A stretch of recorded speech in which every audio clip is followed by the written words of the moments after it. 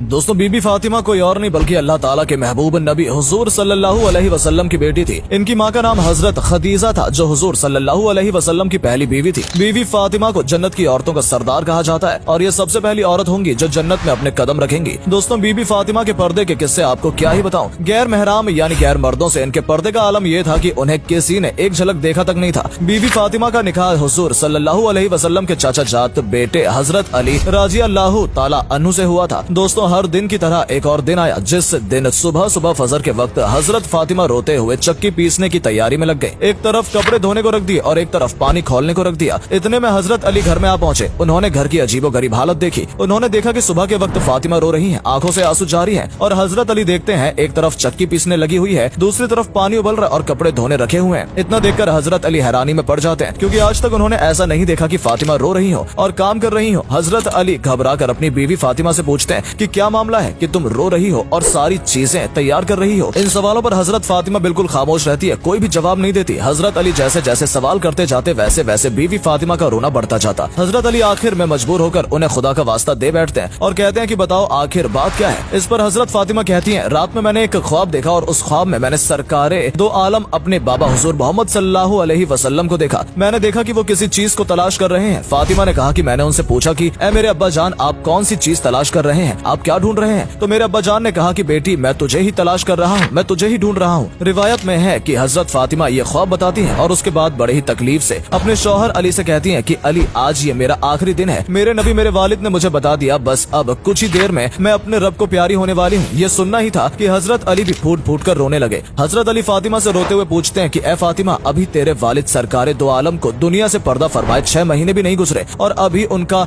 गम ही सीने पर भारी है। तू ही बता कि तेरे जाने का बोझ मैं कैसे उठाऊंगा, मैं कैसे बर्दाश्त कर पाऊंगा तेरा गम। हजरत फातिमा ने कहा कि ए अली जैसे तुमने वालिद हजरत मोहम्मद सल्लल्लाहु अलैहि वसल्लम की वफात पे सब्र कर लिया था बस वैसे ही मेरे भी रुखसत होने पर खुद पे काबू कर लेना, वैसे ही सब्र कर लेना। दोस्तों इसके बाद धीरे धीरे हजरत फातिमा की तबीयत और बिगड़ने लगी, उन्हें बुखार चढ़ने लगा। वो चक्की पीस रही थी तो हजरत अली ने उनका हाथ पकड़ लिया और कहा कि बस करो आज तुम्हारा आखिरी दिन है, तुम हम सबको छोड़कर दुनिया से पर्दा करने वाली हो। ये चक्की पीसने, ये कपड़ा धोने, ये पानी गर्म करना, ये सब तकलीफ क्यों उठा रही हो। इस पे फातिमा रोने लगती है और कहती है कि मुझे तुम्हारा भी हक अदा करना है और मुझे मेरे बेटे हसन और हुसैन का भी हक अदा करना है। मैं दुनिया से चली जाऊंगी तो मैं चाहती हूँ कि मैं अपने आखिरी काम करते जाऊँ, मैं चक्की पीस कर जाऊँ, कपड़े धुल कर जाऊँ, अपने बच्चों को नहला कर जाऊँ ताकि मेरे इंतकाल के बाद तुम्हें किसी के सामने हाथ न फैलाने पड़े। रियावत में है कि हजरत अली फातिमा को खड़ा करते हैं और दोनों रो रहे होते हैं। इतने में दोनों बच्चे हसन और हुसैन आ जाते हैं। मेरे दोस्तों जरा सोचो उस माँ बाप पर क्या गुजर रही होगी जैसे इस बात का पहले से पता है कि ये उसके सामने उसके बच्चे की आखिरी झलक है। अब आज के बाद वो अपने बच्चों को दोबारा न देख सकेगी। हजरत फातिमा अपने दोनों बच्चों को सीने से लगा लेती है। हजरत अली को रोता देख, हजरत फातिमा को रोता देख उन दोनों बच्चों को रहा नहीं गया और वो भी रोने लगे। रोते हुए दोनों बच्चों ने अपनी माँ से पूछा कि आप क्यों रो रही हैं। अपने अब्बा को रोता देख उनसे भी पूछा कि आप क्यों रो रहे हैं। अली ने कोई जवाब नहीं दिया, फातिमा ने भी कोई जवाब नहीं दिया। बस फातिमा ने अपने दोनों बच्चों को इशारा किया कि तुम दोनों मेरे वालिद अपने नाना हुजूर मोहम्मद सल्लल्लाहु अलैहि वसल्लम के कब्र पर ले जाओ। ये सुनते ही फौरन दोनों बच्चों ने माँ की बातों का मान रखा और कब्र पे चले गए। दोस्तों जैसे वो मासूम और हकीकत से अनजान बच्चे अपनी माँ को छोड़कर कब्र पे पहुँचे, जैसे ही कब्र पे जाकर खड़े हुए कब्र के अंदर से मेरे नबी की आवाज उनके कानों में पड़ गई। नबी ने कहा कि ए मेरे नवासों तुम अपनी माँ के पास चले जाओ, मेरे पास तो तुम बाद में भी आ सकते हो लेकिन आज आखिरी दिन है, इसके बाद तुम्हें अपनी माँ का चेहरा नजर नहीं आएगा। ये सुनना ही था कि दोनों मासूम बच्चे रोते हुए दौड़ते दौड़ते घर पर आ पहुँचे और देखा कि माँ भी रो रही है, बाप भी रो रहा है, तो सीधे आकर माँ को गले लगा लेते हैं। धीरे धीरे वक्त गुजरकर शाम को आ पहुंचा। हजरत फातिमा का बुखार और बढ़ जाता और अब उन्हें एहसास होने लगा था कि अब उनका वक्त बिल्कुल करीब है। हजरत फातिमा का बुखार अपने जोर पर था, बिस्तर पर लेटी हुई थी। तब वो अपने शौहर हजरत अली राजी अल्लाह ताला अन्हु को करीब में बैठाती हैं और कहती हैं कि मैं 3 बातें तुम्हारे सामने रखती हूँ। पहली बात वो हजरत अली से कहती हैं कि मुझे मालूम नहीं कि तुम्हारे निकाह में आने के बाद मेरी वजह से तुम्हें कितनी तकलीफें हुई हैं, तुम्हें कितनी ही मुश्किलों का सामना करना पड़ा होगा। वो अपने शौहर से दरख्वास्त करती हैं कि अल्लाह के वास्ते मुझे मेरी वफात से पहले माफ कर दे ताकि कयामत के वक्त मुझे मेरे नबी के सामने रुस्वा न होना पड़े, मुझे मेरे वालिद के सामने जलील न होना पड़े। इस पर अली की चीखें निकली और रोते हुए फातिमा के सर पे हाथ फेरा कि तू गम मत कर, तू नबी की बेटी है और माफी तो मुझे मांगनी चाहिए कि मैं तेरा हक अदा नहीं कर सका। अली एक लंबी सांस लेते हैं और फिर कहते हैं कि मुझे मालूम है कि जब से तुम मेरे निकाह में आई हो तुम्हें 2 वक्त की रोटी भी नसीब नहीं हुई है। इतने में हजरत फातिमा अपनी दूसरी बात बोल पड़ती है कि ए मेरे शौहर मेरे बाद तुम्हें जिस भी औरत से निकाह करना हो कर लेना। उसके बाद अपने प्यारे बच्चों की तरफ निगाह करके कहती हैं कि अली चाहे जिससे निकाह करना लेकिन एक रात मेरे बच्चों के साथ भी गुजारना क्योंकि ये अभी बहुत छोटे और मासूम हैं, ये अपना अच्छा बुरा वक्त नहीं समझ सकते। जब ये बालिग हो जाएं तो उन्हें अल्लाह के हवाले कर देना। अब तीसरी बात दोस्तों बीबी फातिमा की ये थी कि हजरत फातिमा फरमाती हैं, ऐ मेरे शौहर अली, जब मेरा इंतकाल हो जाए तो किसी को न बुलाना। इस बात पे हजरत अली हैरान होकर पूछने लगते हैं कि फातिमा आखिर ऐसा क्यों, मैं नबी की बेटी के जनाजे में आखिर क्यों किसी को न बुलाऊं। तब हजरत फातिमा रोने लगती हैं और कहती हैं कि मेरे नबी ने मुझसे कहा था कि बेटी पर्दे में रहना, मैंने अपने वालिद की बात को पूरा कर लिया, पूरी जिंदगी में किसी मर्द ने मेरे बदन को नहीं देखा, और अली मैं चाहती हूँ कि मेरे मरने के बाद कोई मेरे बदन को ना देखे। इसके बाद जहरा फातिमा ने बस कुछ आखिरी अल्फाज अपनी जबान से बयान किए। उन्होंने कहा कि ऐ अली, आज मैंने रोजा रखा है। तो हजरत अली ने जब वजह पूछी तो फातिमा ने फरमाया कि मेरे वालिद और अल्लाह के नबी ने ख्वाब में मुझसे कहा था कि बेटी सहरी अली के दस्तरखान पे कर लेना और इंशाअल्लाह इफ्तार यहाँ मेरे दस्तरखान पर होगा। बस ये जुमला कहते ही कलमा पढ़ते हुए हजरत जहरा फातिमा जन्नत की औरतों की सरदार दुनिया से पर्दा कर लेती है। जैसे कि फातिमा ने कहा था कि रात में मेरा जनाजा उठेगा ताकि किसी को पता न चले, तो हजरत अली अपने बेटों के साथ और हजरत अबूजर दिफारी रजी अल्लाह ताला अन्हु के कंधा दिया। ये हजरत अबूजर वो था जिसे अल्लाह ने खासकर कंधा देने के लिए भेजा था। दोस्तों, हजरत फातिमा के आखिरी पल हम सबके लिए सबक था। दोस्तों, जब फातिमा को कब्र के अंदर उतारा जाने लगा तो हजरत अबूजार से हसन, हुसैन और